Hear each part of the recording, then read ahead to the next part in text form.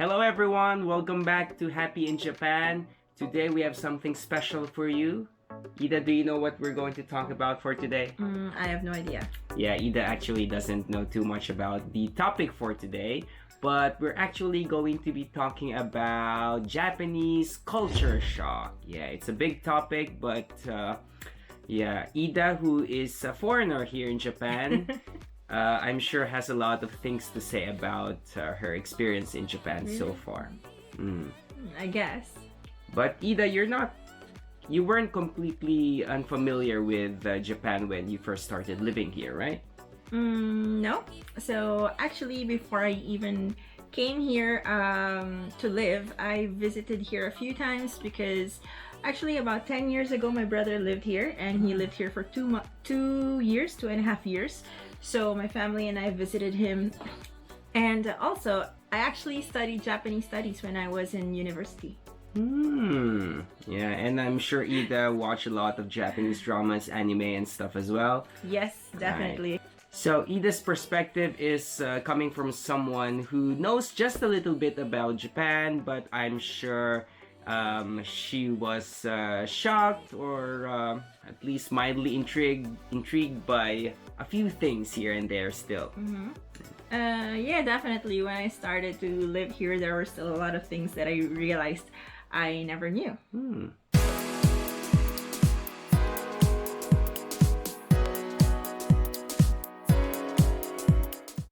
So I basically compiled a list of things that most foreigners seem to find weird, shocking, or interesting about Japan, and I'm going to dish them out all on Ida, and she's going to say whether this something was shocking, so-so, or not shocking.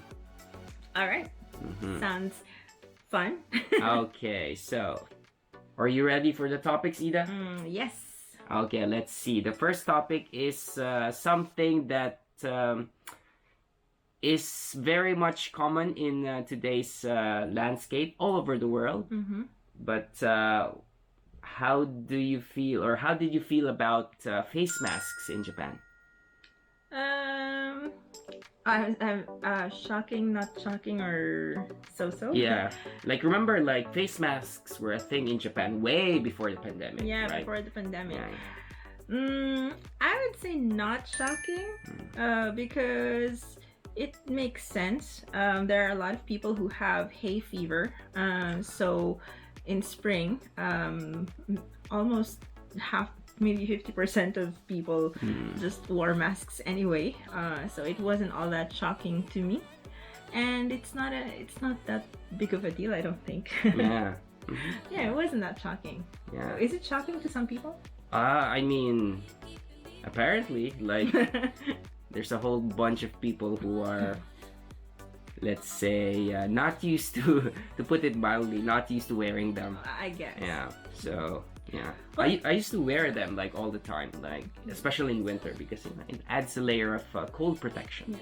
But actually, in the Philippines, even before I left, some people were already wearing face masks, especially at public transportation because of the dust. There's so much dust. So that makes sense. Yeah. Yeah. So actually, I did have a face mask even when I was in the Philippines. The commuters in Manila know. Okay, the next topic is something that almost all foreigners coming to Japan talk and rave about, and that is the magic of Japanese convenience stores, right? They're definitely. so popular. You can find them everywhere, and they are feature complete. Like you can find just about anything in the Japanese convenience store, and like very high quality to boot. Yeah. So how did you feel about Japanese convenience stores upon coming here? Yeah, I was definitely surprised. Well, I wasn't surprised that there were a lot of food, and that you could get like a really good meal from a convenience store, because I knew about it when I visited my brother here back in 2008, I think. Way back. Yeah, way back. But what I found most interesting, that I found out only when I moved here, was that you can also do photocopying and print your pictures in a convenience store, or send a fax, and those were like, those things are so difficult to do in the Philippines. You have to go to a bookstore or to a different part of the city just to do those things. So I was so glad to see that in the convenience stores here, and that's actually my favorite service, apart from the food, of course. Yeah, it's a one-stop shop. Yeah. You can buy tickets, you can pay your bills. I was also send packages. Yeah, I was also really glad that you can send packages from the convenience store, because I mean, who has time to go to the post office? I knew about the quality of Japanese convenience store food, but when I returned here like a few years back, like I was still like, oh yeah, now I remember, like you can live off of convenience store food here. That's true. Moving on to this next topic, which is one of the biggest culture shock points, Really? I think, for foreigners. Apparently, the internet said to me. Onsen, or the Japanese hot spring. Ah, okay. Yeah, so this one I read about a little bit, or maybe I heard about it before coming here. But yeah, it was definitely, well, yeah, I guess it was a shocking experience, but not bad. Yeah. Oh, just to remind everyone, like in Japan, like to get into the onsen, you have to be completely naked. Completely naked. Completely, yeah. Yeah. So I actually have a bit of an interesting story about the onsen. My first time to go to an onsen was actually in my first weekend here in Japan when I moved here. So I came here with some co-teachers from the Philippines, and on our first weekend we stayed with some host families in the town that we lived in, and our host mom actually brought us to the onsen on our first day. And but early, huh? Yeah, exactly. But before we went, she did explain to us that, okay, this is how an onsen here in Japan works, that you have to be completely naked. And of course she asked first if that was okay with us, and You have to be completely naked.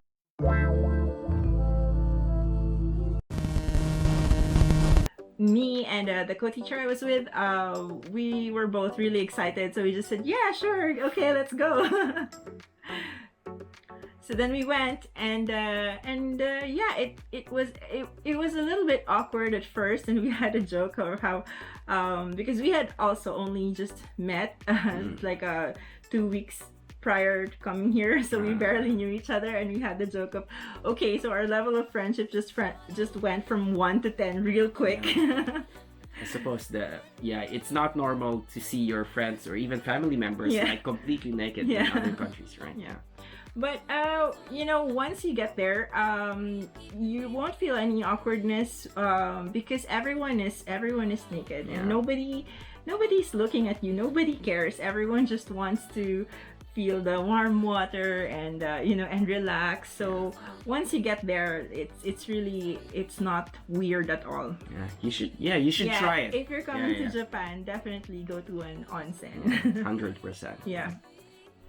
I don't know about other countries, but definitely me growing up in the Philippines and Ida being born and raised in the Philippines, the next topic is quite something, I think. And it's the relative lack of perfume and sunglasses usage in Japan. Yeah. I guess it wasn't really shocking, because I didn't notice it that much until you told me about it. Yeah. It's one of those things that one day you just realize, like, wait, there's something off, there's something missing. Like, why?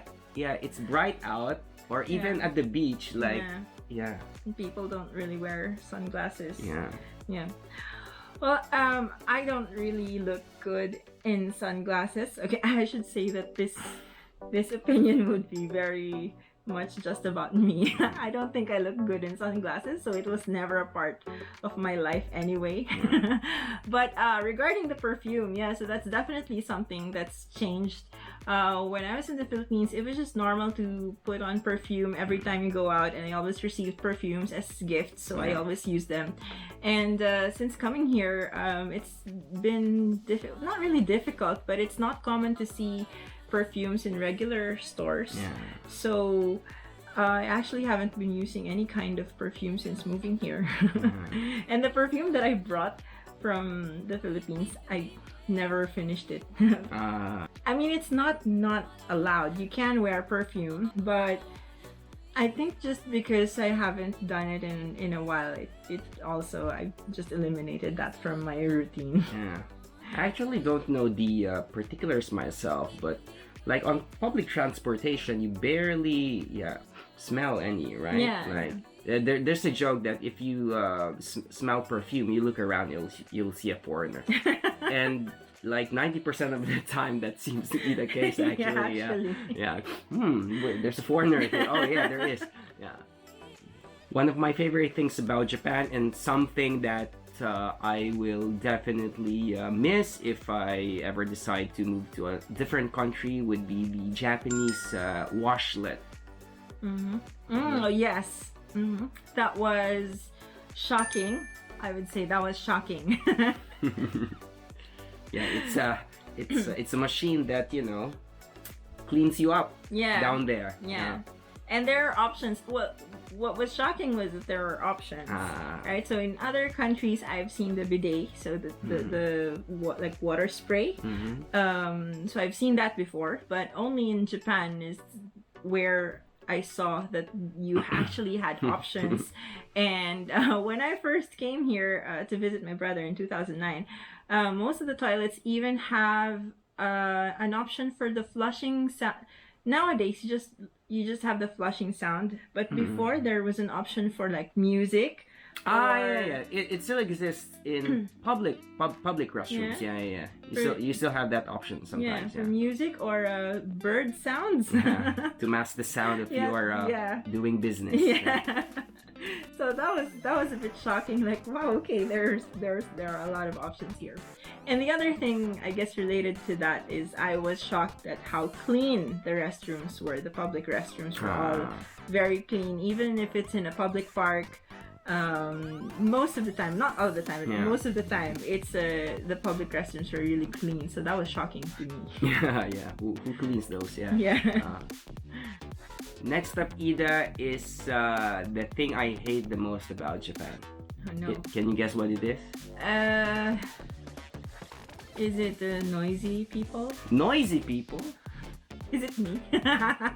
Well, yeah, but no, the Japanese summer. A lot of foreigners are like surprised about summer in Japan.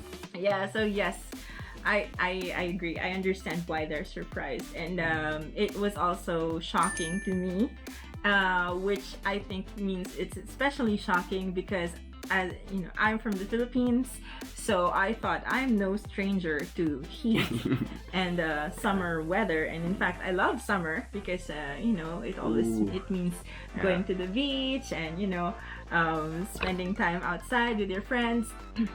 But the Japanese summer, I have to say, is something that made me change my opinion on this season. And it's the humidity that makes Japanese summers so much worse than summer in the Philippines, right? Because it's usually dry in the Philippines, so summer humidity, you cannot escape. So even if it's a cloudy day, because in the Philippines, okay, if it's summer, it's hot, but when it rains, it gets a little bit cold. But here, in the summer, even when it's cloudy, it's still really, really hot. And there were times when inside my room, the temperature went up to 42 degrees in the summer. Inside, right? Inside the house. So it's that bad. You can't survive without aircon here. There's no way. So try not to visit Japan in the summer. Is the advice I would give. Yes. Something that I think you can pretty much only find in Japan is the practice of leaving your valuables, like your wallet or laptop or cell phone, on the table to reserve a seat at cafes and restaurants. How do you feel about that? Yes, this was shocking. Very shocking to me. I don't know if it's offensive to say that you shouldn't do that in the Philippines. Is that offensive? It's just reality. No, it's practical, I think. Yeah. No, I don't think anyone would get offended by that advice. So of course, in the Philippines, you can't leave your bag or anything on the table and expect it to still be there when you get back. But here, that's pretty much always the case. Yeah. People use their bags or their wallets even, or their phones to reserve the table in the restaurant.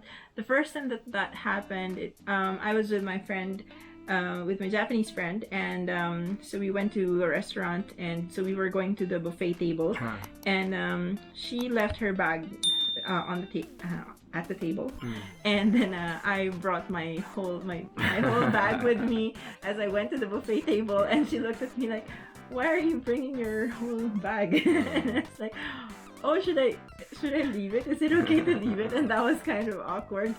And then she said, "Yeah, it's okay, you can leave it." So that was a bit shocking to me, and but it's a good thing, of course. Yeah, it's the same thing with like bicycles. Like most bicycles in Japan have a basket like up front, right?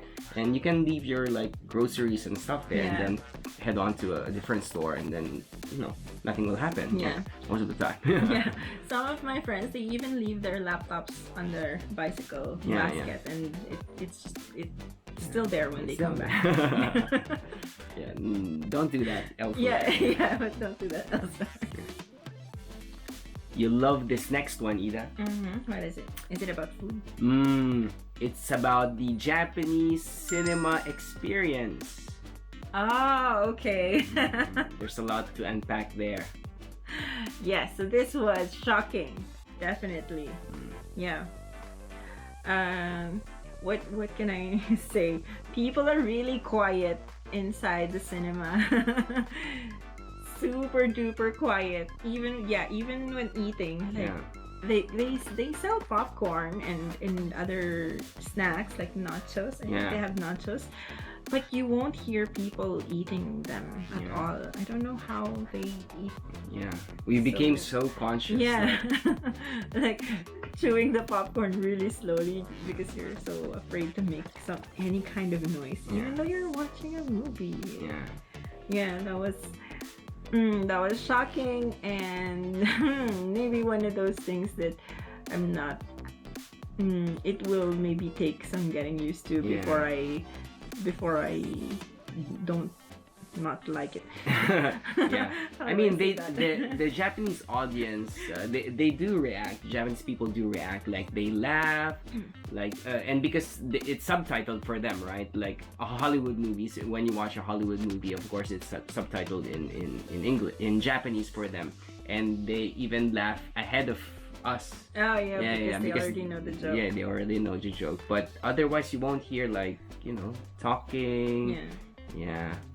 And after the credits roll, like they really stayed until the end of the credits, even though it was not a Marvel movie. Yeah. I've only seen that in Marvel movies, of course, because there's gonna be something at the end. Yeah. But here we watched Aladdin. Yeah. I'm pretty sure there won't be any sequels to that, but people stayed until the end of the credits. Yeah, it's customary to wait until the whole thing ends. Yeah.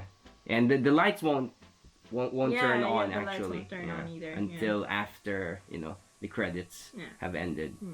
Well, that one I don't mind so much, but just the eat, you have the thing about having to keep quiet while eating, that was a bit difficult for me.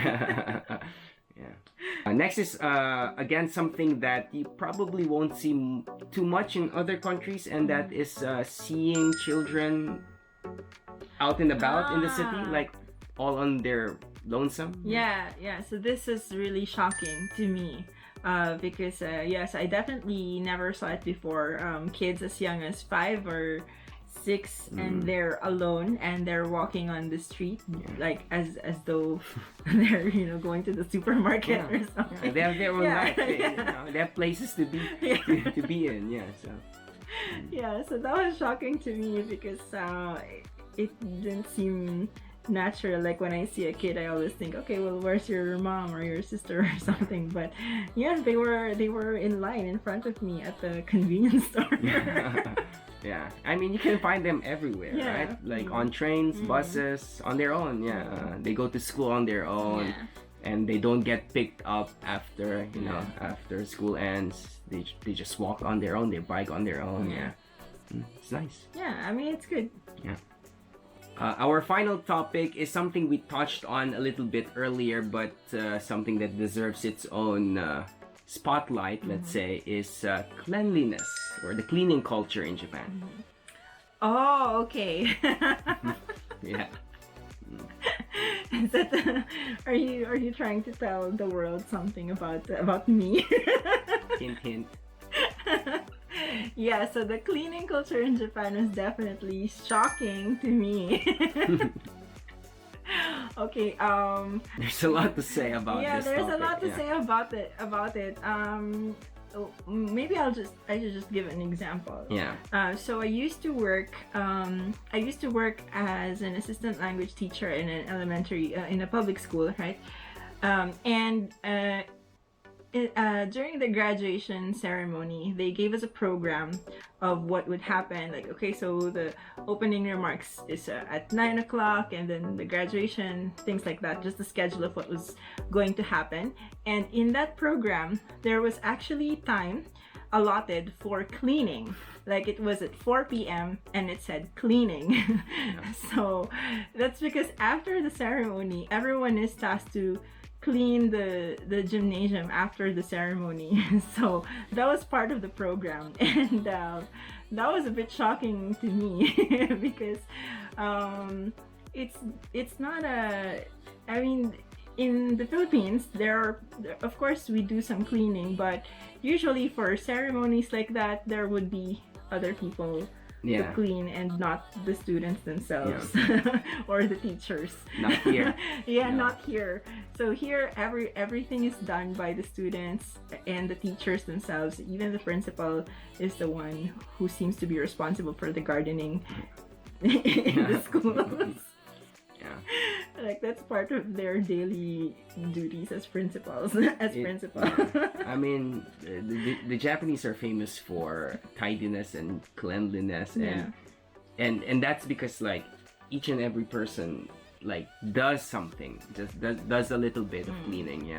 So it's part and parcel of life, of work.